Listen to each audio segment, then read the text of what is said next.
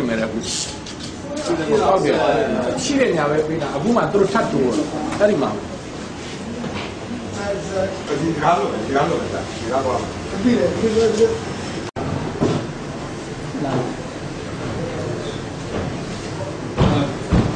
Great pleasure to meet you.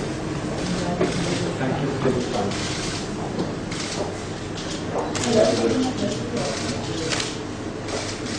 Thank you.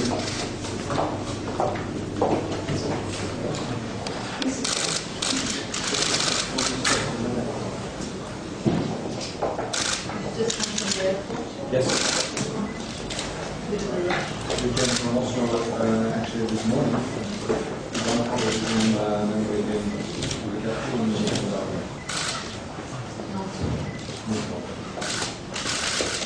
It's been already.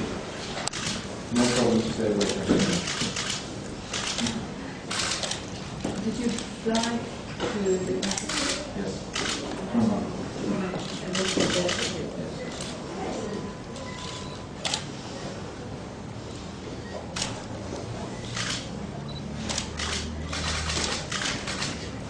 Okay, thank you. From the 80th and 90th.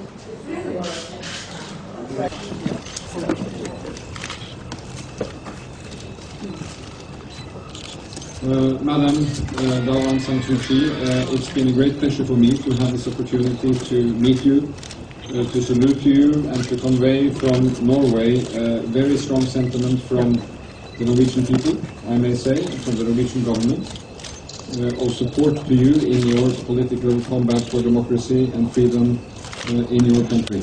I think you have a very special place in Norwegian heart. You are the winner of the Nobel Peace Prize, and one of the very few who are not able to come and receive that prize. I'm therefore happy that I've been able to be received by you here. I have extended to you an invitation to Norway from the Prime Minister, and hopefully in a not too distant future we will be able to welcome you in Oslo.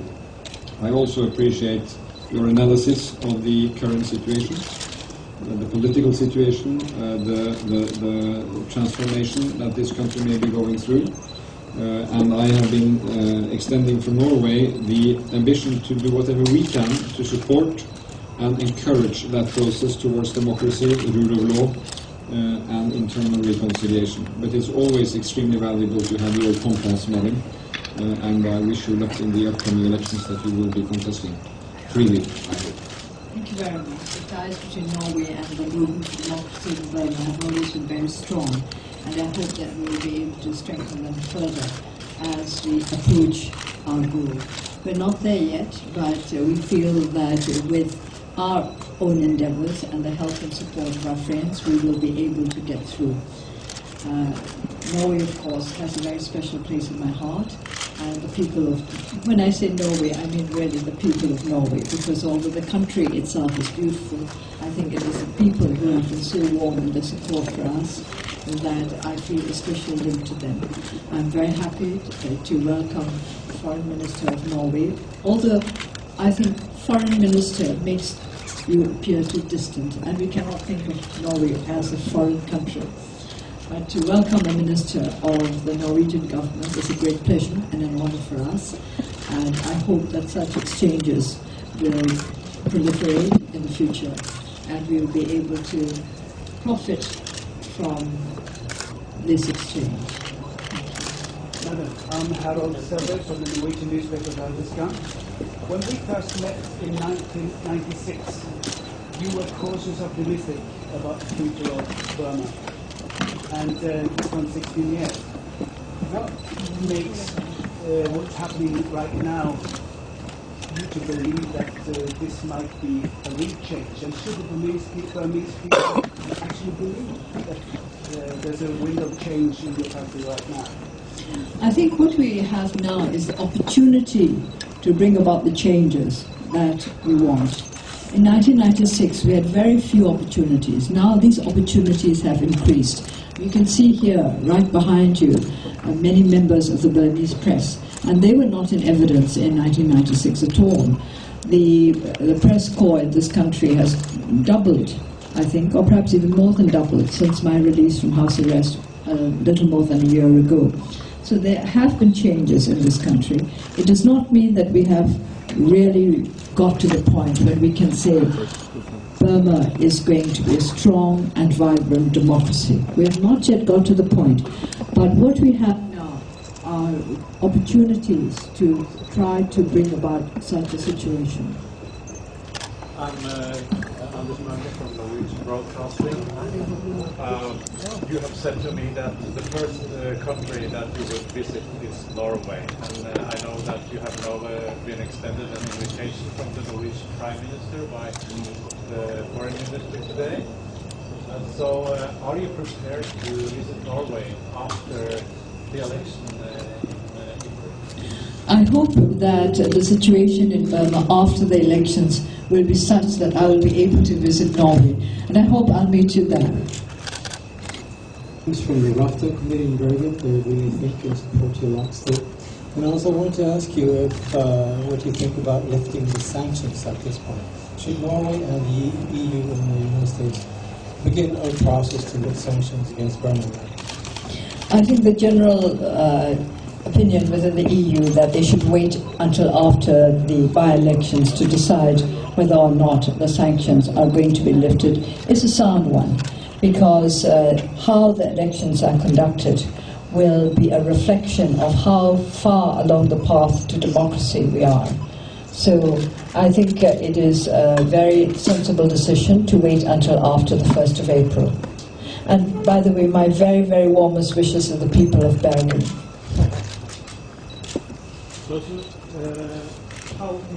He's also from Bergen. Oh. How important role can Norway play in the reconciliation process in Burma?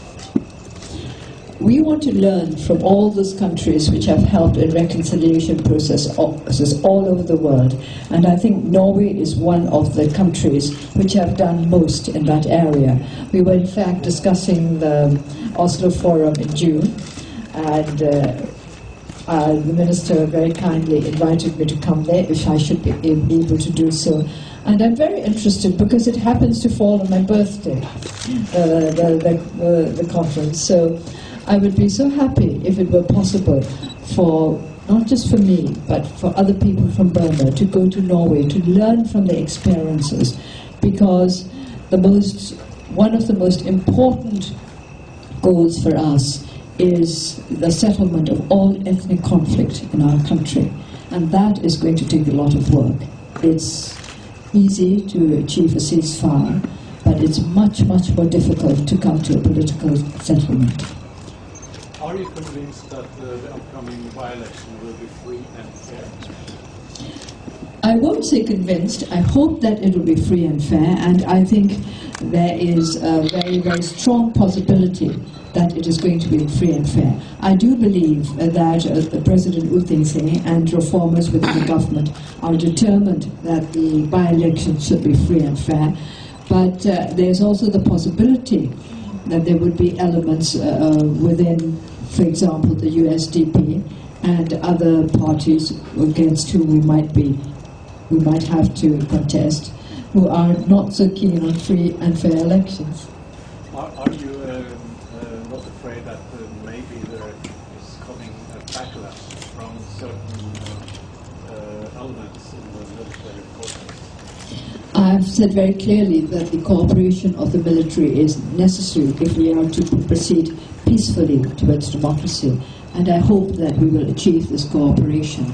I do not think I can't say that I fear a backlash, but we are concerned about the possibility of elements within the military who may not be so keen on the reforms. But I'm also convinced that once they get to know where the reforms are leading and why we need those reforms, the military will be very, very eager to cooperate with the process. Soon you will start campaigning. How much do you look forward to come out and reach your supporters? Well, I've never actually campaigned for an election. In fact, I have to say that I've never voted freely in an election in my life, because the last time I voted was in 1990. I was in the house arrest and I voted as somebody under detention. So this will be the first time in my life that I'm involved in a real democratic, let's hope, election. I'm looking forward to that. I would like to see how it works. But as to meeting the people, I have had many opportunities to do that over the years, whenever I was not in detention. And it won't be an entirely new experience for me, but certainly it would be a new experience for me to try to persuade people to vote for me. I wonder whether that might not be a little embarrassing. Please vote for me. Do you think that will be difficult to get them to vote for you? I do not think it will be too difficult to get them to vote for the NLD, and I'll be representing the NLD. Okay. This year, Saturday, 65 years since your father was assassinated here. Do you see Burma as taking the first few steps towards a vision of a democratic state that your father envisioned himself? Well, as I said, we have got to the point when we have opportunities to create a genuine democracy. And I think were my father alive, he would say to me, go on, go ahead and try. One question to the Norwegian Foreign Minister. How was it to meet Joseph? Well, I told her that ever since 1991 and before that, she has been a person that I, among many Norwegians, have admired deeply for her courage, knowing what it has cost her to be engaged in the battle for democracy and freedom in our country. So for me, that has been a great experience, and I have been impressed by that continued courage and focus on what it takes to make progress for her people, and it makes us even more committed to try to make every contribution we can make. You two have spoken on telephone. How was it to meet our Foreign Minister? It's always better to meet somebody in person. Right. I don't really enjoy speaking on the telephone. I feel a little bit self-conscious when I speak on the telephone. And could I just conclude this evening by sending my warmest wishes to all the people of Norway. It's a little something special for the people of Bergen, but actually to all the people of Norway, and many, many thanks for all the support they've given us. Thank you.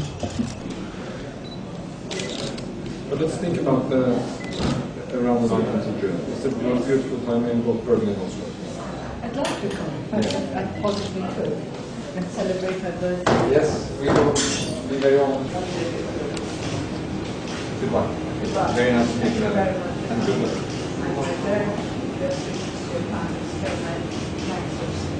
I will certainly do that. And I also would like to convey you to Mr. Bulli. Yes. We'll be conference a bit later in the spring. Bye-bye. Bye.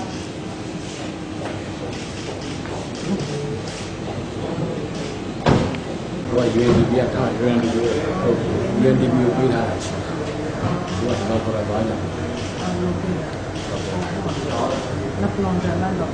lộc